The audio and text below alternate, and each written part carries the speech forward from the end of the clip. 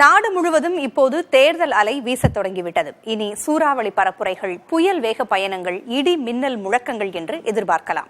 இந்த சூழலில் பிற மாநிலங்களின் தேர்தல் களங்களிலிருந்தும் கள நிலவரங்களை தர இருக்கிறார்கள் நமது செய்தியாளர்கள். குறிப்பாக தற்போது மகாராஷ்டிராவிலிருந்து செய்தியாளர் நிரஞ்சனும், மணிப்பூரிலிருந்து செய்தியாளர் பாலவெற்றிவேலும், பிரதமர் வருகை தந்திருக்கும் கோவையிலிருந்து செய்தியாளர் சுதீஷும் கள நிலவரங்களை பதிவு செய்திருக்கிறார்கள். அவற்றை பார்க்கலாம். மகாராஷ்டிரா மாநிலத்தை பொறுத்த வரைக்கும் 48 நாடாளுமன்ற தொகுதிகள் இருக்குது. இதுக்கு 5 கட்டங்களா தேர்தல் நடக்க போகுது.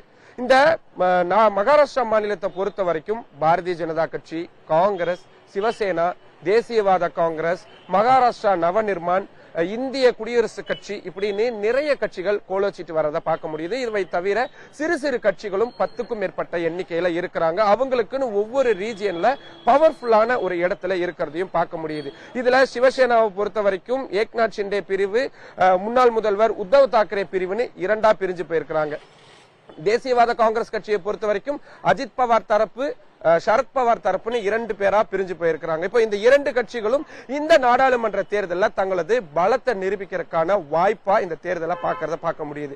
காங்கிரஸ் கட்சியை பொறுத்த வரைக்கும் முன்னாள் முதல்வர் உட்பட நிறைய மூத்த தலைவர்கள் பிரிஞ்சு போயிருக்காங்க. பாரதிய ஜனதா கட்சியை பொறுத்த வரைக்கும் இப்படி பிரிஞ்சு போன காங்கிரஸ் கட்சி உள்ளிட்ட மற்ற கட்சிகளுடைய தலைவர்கள் பாரதிய ஜனதா கட்சியில வந்து சேர்ந்திருக்கிறாங்க. இப்படி வந்தவங்களுக்கு சீட்டு கொடுக்கறதா இல்ல ஏற்கனவே இருக்கக்கூடிய பாஜகவின் தலைவர்களுக்கு சீட்டு கொடுக்கறதா அப்படின்ற விஷயத்துல அவங்களுக்கான குழப்பங்கள் நிலவிட்டு இருக்கிறது. இப்படி உச்சபட்ச அரசியல் குழப்பம் நிலவக்கூடிய இந்த மகாராஷ்டிரா மாநிலத்துடைய அரசியல் களம் அப்படின்றது ரொம்ப ரொம்ப முக்கியம்.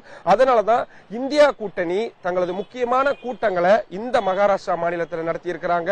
பாரத் ஜோடோவுடைய அந்த 2ஆம் கட்ட யாத்திரையை முடிக்கிறதுக்கான இடமாகவும் மகாராஷ்டிராவுடைய மும்பையை இந்திய கூட்டணி தலைவர்கள் தேர்ந்தெடுத்ததற்கான மிக முக்கியமான காரணமும் இங்க இருக்கக்கூடிய அரசியல் முக்கியத்துவம் தான். மகாராஷ்டிரா மாதிரியே இன்னொரு மாநிலமும் அதீத அரசியல் தீவிரமான பிரச்சனைகள் நிலவக்கூடிய ஒரு மாநிலமா இருக்கு. அதுதான் வடகிழக்கு மாநிலமான மணிப்பூர்.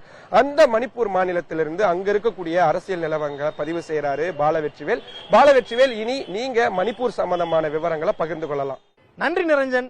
இந்தியாவினுடைய மேற்கு பகுதியான மகாராஷ்டிரா மாநிலத்தில் தேர்தல் நிலவரம் குறித்து தெளிவாக விளக்கி இருக்கிறீங்க.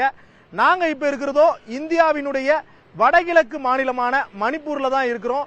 மணிப்பூர்ல கடந்த வருடத்தில் இனக்கலவரம் தொடங்கிய போது முதல் முறையாக களத்திற்கு வந்து செய்தி சேகரித்த ஒரே தென்னிந்திய தொலைக்காட்சியாக புதிய தலைமுறை தான் இருந்தது.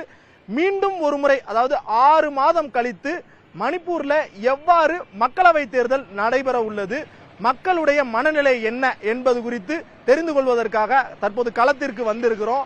மணிப்பூர் மாநிலத்தை பொறுத்தவரையும் மணிப்பூர் இன்னர், மணிப்பூர் அவுட்டர்னு 2 நாடாளுமன்ற தொகுதிகள் இருக்கு. இந்த 2 நாடாளுமன்ற தொகுதிகளுக்கும் 2 கட்டமாக தேர்தல் நடைபெற உள்ளது.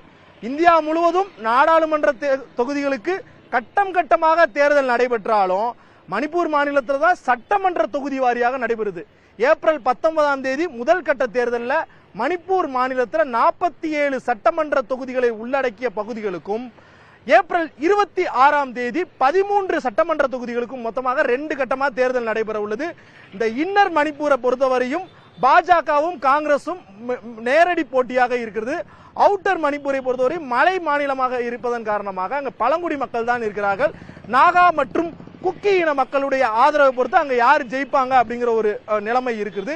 குறிப்பாக மணிப்பூர் மாநிலத்தை பொறுத்தவரை மொத்தமாக 20,20,000 வாக்காளர்கள் இருக்கிறாங்க. இந்த வாக்காளர்களில் பெரும்பாலானவர்கள் மெய்தி மக்களாக இருக்கிறாங்க.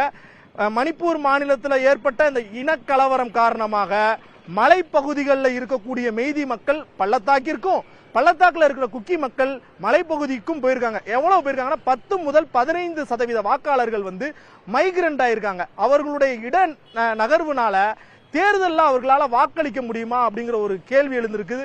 இருந்தாலும் தேர்தல் ஆணையம் என்ன சொல்லியிருக்கிறாங்க அப்படின்னா, அவர்கள் தங்கியிருக்கக்கூடிய நிவாரண முகாம்களிலேயே வாக்காளர் அட்டையை கொண்டு அவர்கள் வாக்களிப்பதற்கான உரிமை வழங்கப்படும் என அவர்கள் தெரிவிச்சிருக்கிறாங்க. பிரதமர் நரேந்திர மோடி கோயம்புத்தூருக்கு வருகை தந்திருக்கிற நிலையில அவருடைய வருகையும் முக்கியத்துவம் வாய்ந்ததாக இருக்கிறது.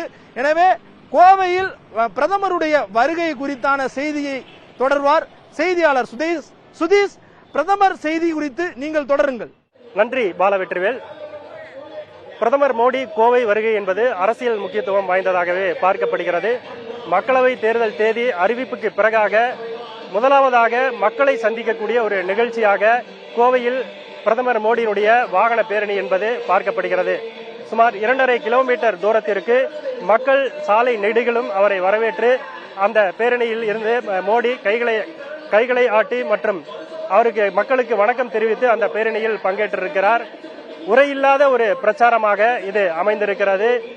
கோவையை பொறுத்தவரைக்கும் முக்கியமாக தமிழகத்தில் கோவை பாஜகவிற்கு ஒரு முக்கிய ஒரு மக்களவை தொகுதியாக பார்க்கப்படக்கூடிய ஒரு சூழ்நிலையில் முன்கூட்டியே கோவையை குறிவைத்து பாஜகவுடைய தேசிய தலைவர்கள், மத்திய அமைச்சர்கள் என தொடர்ச்சியாக கோவைக்கு வருகை தந்து பொதுமக்கள் கூட்டத்தில் பங்கேற்கக்கூடிய ஒரு நிகழ்வு இருந்து வந்தது.